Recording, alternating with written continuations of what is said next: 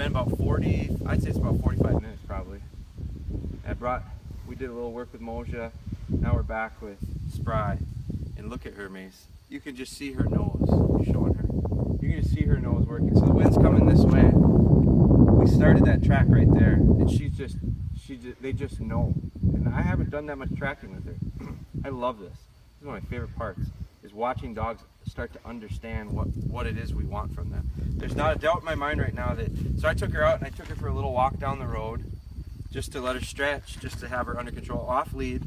I need a dog that I can have under control and then be able to track with. Under control, send on a retrieve. Under control, quarter and cast. Whatever it is I'm going to do, it's got to always come back to control. So if you don't have that to begin with, you can't do the fun stuff. That's the biggest problem, is people just want to track and retrieve. And they get all sorts of problems because they can't get their dogs to listen to them at their house. It starts here, then it goes to the field. Can't say it enough. So I put this collar on her, and you'll see, we don't normally put a collar on Spry. You guys know that. I definitely don't put shock collars on them, but I don't hardly ever put a flat collar on them. The reason I don't is I don't like them getting tangled up on stuff, caught in stuff in the field. So I use slip leads, we don't know that.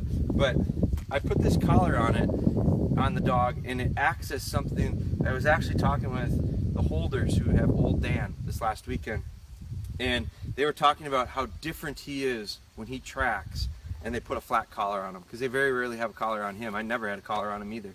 When they put that collar on, it's like a switch turns. That's the idea. So sometimes some of my dogs, Taylor, I put a harness on, because that harness is what really helps her focus through. So a flat collar works for me. So I put this flat collar on her, and I guarantee you in her mind she's going, okay, we've only done it 3 or 4 times before, but I get it. This thing goes on, he's got that long leash. The other thing is you've heard me talk about heel so much. I want my dogs on heel, heel, heel, heel. It all starts right here. Tracking, they got to get out. Wisconsin's a leash tracking state. We have to have them on a leash.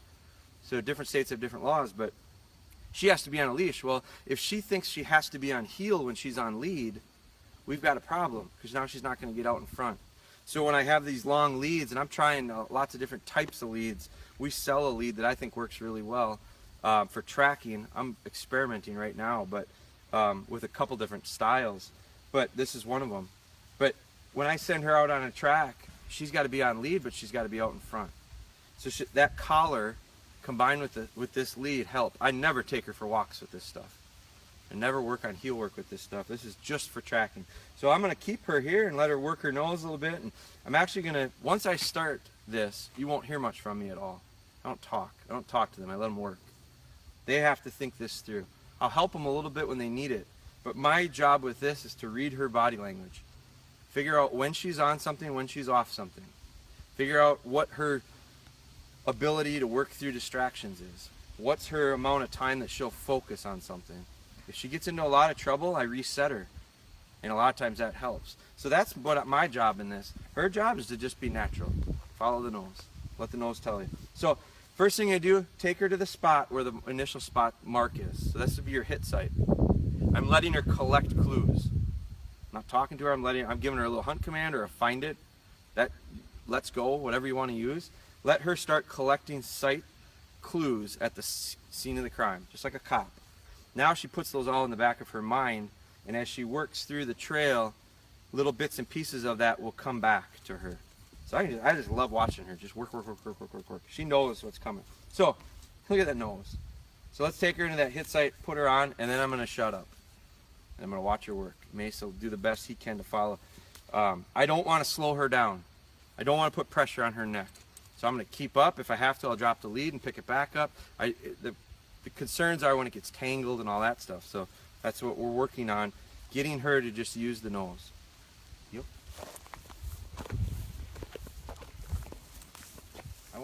I don't want her just taking off. I want her to collect some clues. Fine. Okay. Good. Okay. Good. Come on. Good. Let's go. So she's real hesitant on whether or not she wants to just go. Which is probably easy enough for her that she can. So I'm going to see. All right, find it. Let's go. Find it. Here's the hesitation off lead, on lead. I guarantee you she just wants to be on lead. All right, let's go.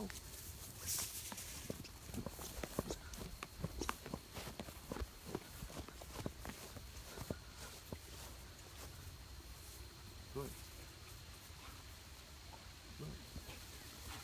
Good. Let's go. Let's go. Good. Let's go. Good. Let's go. Let's go. Good. Good. Let's go.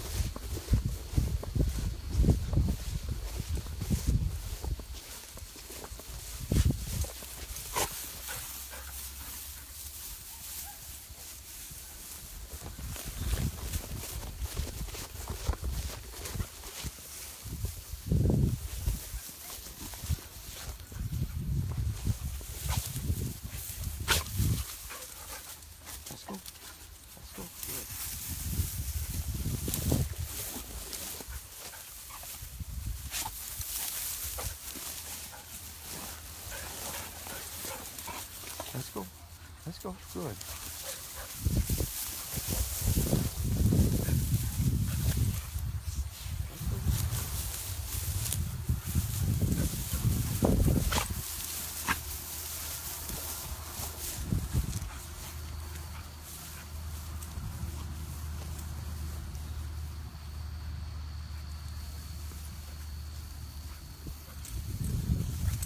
There's body language. Body language.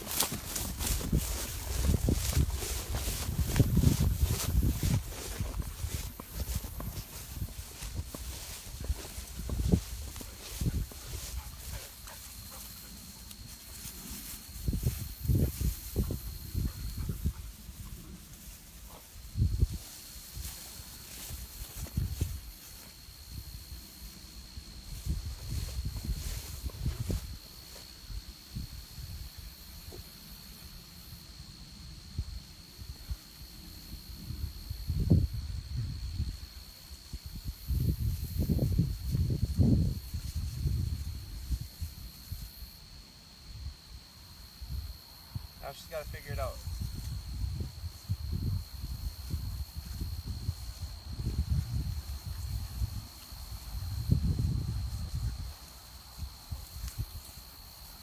Body language is huge right now.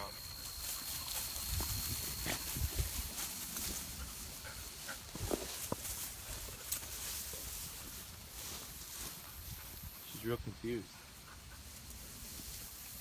So she overran that last turn. She checked on it, but she didn't catch the turn out. So now she's backtracked herself. Now look at her focus. Go ahead. That's good. Go ahead.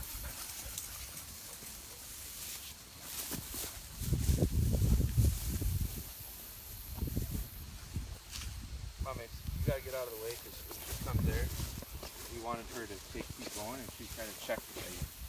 Sorry.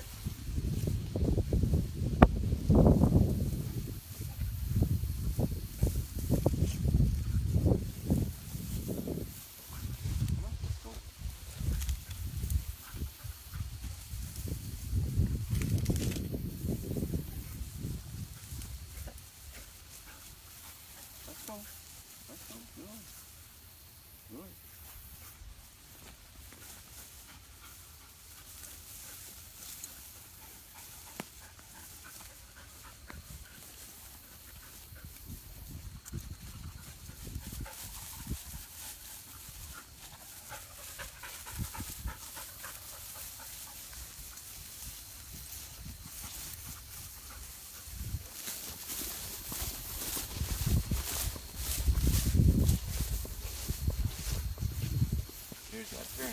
So this turn's really throwing her. The wind is in her face.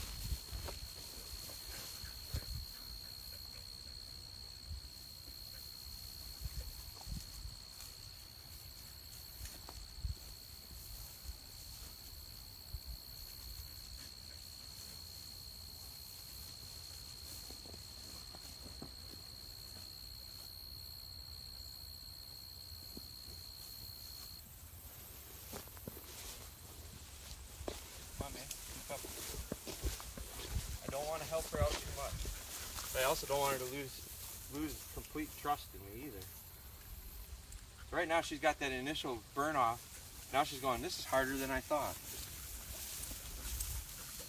This turn is where it's throwing her off. So we need her to catch this wind going the other way, and the wind's not helping us. Come on, let's go. Come on, let's go. So I'll encourage it. Right about there's the turn. Now she's got to figure out what way to go from there. Hey, come back behind me.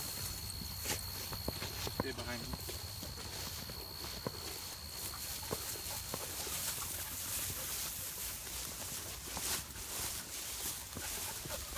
Let's go. There's the check. You need to check this.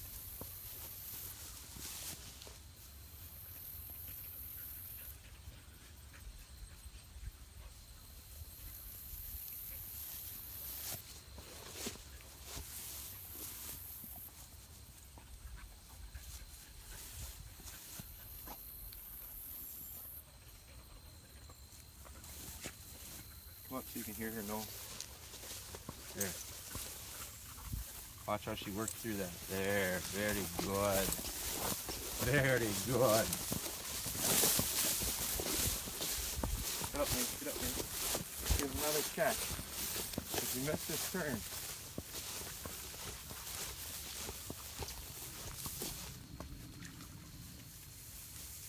No. Come on. Come on. I'm going to help her here. Come on. This is our turn right here.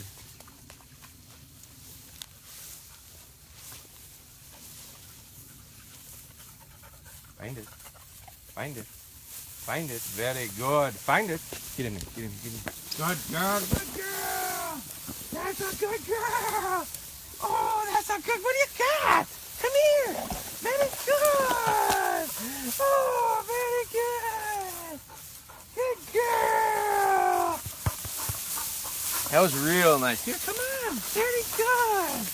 Very good. I'll share it with her. Good girl. You did it. That was real good. And the reason I say it was real good was it wasn't real smooth. It was a lot more challenging than the last one we did with her. She struggled on it more. Part of it could be the time of the day. It's midday. It's pretty hot. But what I really liked about it was, first part was easy. First it was good. First it was a struggle for her to even figure out what the heck we were doing. We haven't done this one for a long time. So she struggled to figure out what we were doing. I think she thought we were doing retrieving drills. I think she thought she had to hunt cover in the yard because that's where she's finding tennis balls and bumpers. So it took her figuring out, wow, I got to actually get out in front, be okay, not on heel position, use my nose, and actually put some clues together. So that was the first step. And by the time we got out to the end of the yard, I think that clicked. Then she turned and she came down real well. She followed that turns, the soft turns, real nice. Then she ran into a big problem where that 90-degree turn was, with the wind right in her face. She just wanted to keep going straight. And you could also tell, I'll watch back on the video and critique it, and I'll pick out moments for you to watch and I'll post those. But at some point when she got there, you could really see a difference in her breathing. She became really hot. She had to breathe through her mouth. And as soon as she started breathing through her mouth, she struggled. So she had to actually slow down, and she rechecked twice. Real nice, and I thought she would get it because she slowed down physically and she really started working. And then the last time, I mean, it took a while, but then that very end when I said, Mason, get up here closer so you can hear her nose, she was just hoovering in that grass. You could just see she was processing. What I like about it is because she's so young, she's willing to do that as opposed to giving up. It's not here.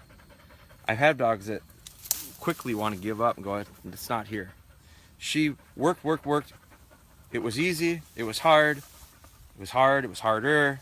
She slowed down, she got into it, she processed hard with her nose, and what I loved was her last turn out, really under control, and it was real precise. And she was really thinking with every step, it's this way, it's this way, it's this way, it's this way. That's what I said there. And that's the body language that we have to figure out. I have to know what she looks like when she's not following something, and I need to know what she looks like when she is following something. So, and she needs to trust her nose and understand that I'm supporting her behind it. So then when she came through here, she went past. My fear was, oh, there's water there. My boot track, gosh. So I did correct her there because I said, end this, positive.